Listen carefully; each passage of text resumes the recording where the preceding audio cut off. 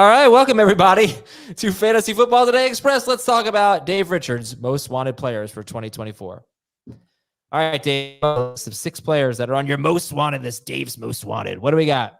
Well, first of all, none of these guys should be taken with a top 40 pick. So these are all names that I've earmarked for later on in the draft, guys that I've kind of veered toward taking for a number of different reasons. The first name I'll give you is Tank Dell in Houston. Clearly the most explosive of the 3 wide receivers, also a guy that developed chemistry with CJ Stroud. Stroud and Dell have been friends for a while. That showed on the field late last season, or I can't say late last season, but late last season when Tank Dell was playing.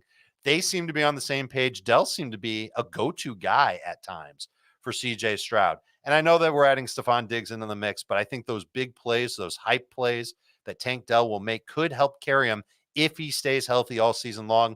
I like getting him to be my number 3 receiver, and I've found him as late as round 6. I would expect to get him in round 5.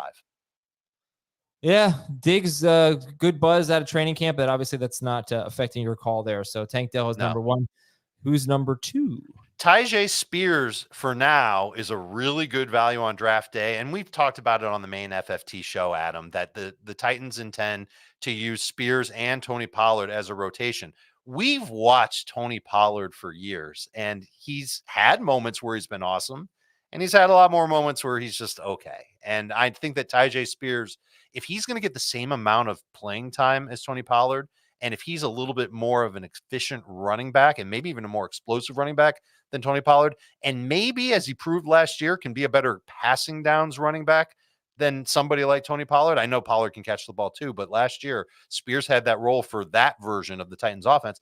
I wonder, there's obviously a path for him to be the better Titans running back, but even if they both stayed healthy for 17 games, maybe he just outperforms Pollard by a little bit.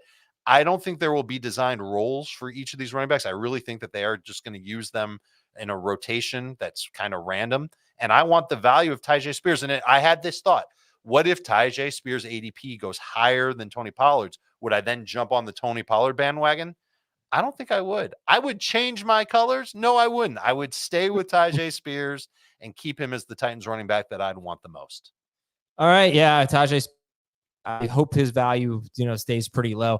Actually, what we're seeing is Pollard's value, I think, going down, and Spears not necessarily going up, which is good for both of them. I think Pollard, we opened, I don't know, after free agency, he was just going a little bit too high. All right. And who's number 3?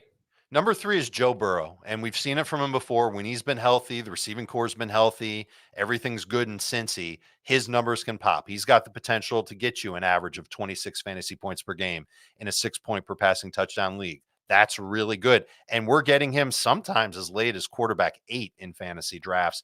That's a value pick that I'm looking for if I want to have a QB that's got QB1 upside. I know he doesn't run like Jalen Hurts or Josh Allen or Lamar Jackson. Yeah, those guys should go ahead of Joe Burrow for that reason. Same thing with Anthony Richardson. But I think Joe Burrow's receiving core is awesome. I think that there's a path. And frankly, the fact that he's healthy and that his offensive line is stronger than it's been in years past, and that they've kind of got some depth at wide receiver, makes me more encouraged to take Joe Burrow. I'm waiting for him a little bit on draft day if, and this is a big if a value at a quarterback that's available sooner doesn't fall into my lap first. Example being the mock draft we recently did. Josh Allen fell to round 4. I took him. I wanted him to be on my team at that value. I'll do that. But short of something like that happening, Burrow's who I'm targeting in that round 6-7 range. Would you rather have Burrow or Stroud? Stroud's ranked higher for me. Okay. I like his receiving core a lot too. Yeah. Hopefully you can wait around and get Joe Burrow. Dave, we're going to take a quick break on Fantasy Football Today Express and get the rest of your most wanted list. So far, we have Tank Dell, Tyjae Spears, and Joe Burrow. None of these players are going to be top 40 picks. Give me 3 more. Let's go to number 4. Number 4 is Jayden Reed in Green Bay, and his ADP is falling because of all the exciting news about Christian Watson, and he's healthy, and he's figured out how his hamstrings are able to work together or something like that. I'm not sure what it is, and it's not me saying that I'm against Christian Watson. I get why we're excited about him. We've seen him do well, but we've seen Jayden Reed do well too. In fact, late last season, he was getting work as a runner as well as a pass catcher. He was playing hurt. He battled through it, scored a slew of touchdowns. I think he's the most versatile receiver that the Packers have. I'd be shocked if they didn't use him more, presuming that he's healthy, than they did last year. Second-year wide receiver who should be in line for at least 6 targets a game, hopefully somewhere in the neighborhood of 6 to 7 targets per game and 2 to 3 carries per game to help pace the Packers and make their offense even more explosive. I'm finding his ADP falling a little bit. I like the idea of waiting for him in round 7, round 8.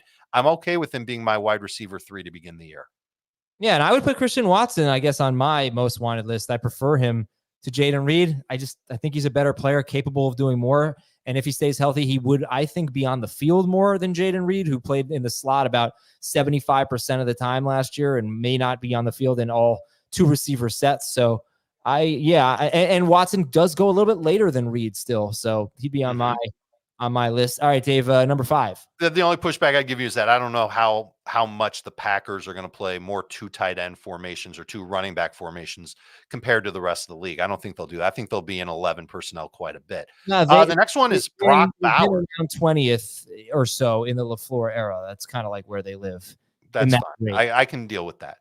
Bowers in Las Vegas, rookie tight end. This is another guy who's versatile, can line up anywhere. The mini camp reports were great. The training camp reports so far are good. I know there's a quarterback issue that stinks, but I think that's baked into his ADP a little bit. This is a player who I think can finish number 2 on the Raiders in targets and be a factor for them in the red zone for sure.